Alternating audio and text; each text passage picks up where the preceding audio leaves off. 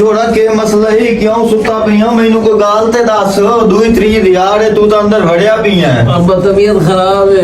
तबीयत खराब है उठी मेरा पुत्र बाद डॉक्टर तो चेक करावे मैं उठी उठी उठी जल्दी कर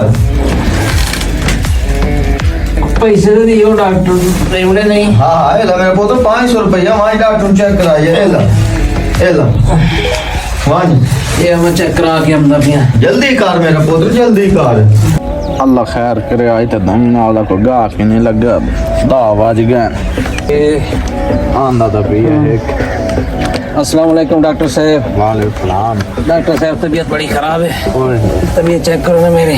क्यों कोई पता नहीं लगता डॉक्टर साहब सारी रात नींद नहीं आती।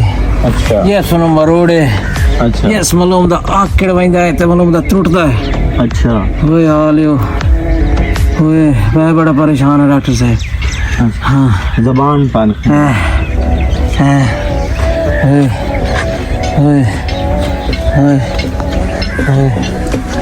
मेरा पुत्र तेरी मार्ग मैं समझ गया। जी डॉक्टर साहब।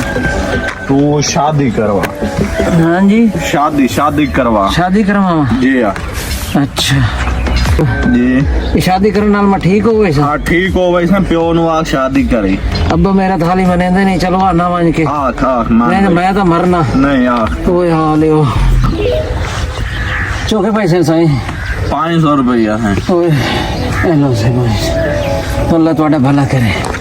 ओए आई सियाने ते गया डॉक्टर तो चंगा है जेडी उस मैंने गाल की थी गाल तो पूरी बुझी है वो पता नहीं अब्बा क्या था। अस्सलाम वालेकुम अब्बा जी। मसला हाँ पुत्र आ गई है ये आ गया सही। अच्छा ये आ डॉक्टर चेक कराए हैं चेक कराया क्या था डॉक्टर डॉक्टर आदा है जी हाँ मैं तेनू बीवी दी कमी है जने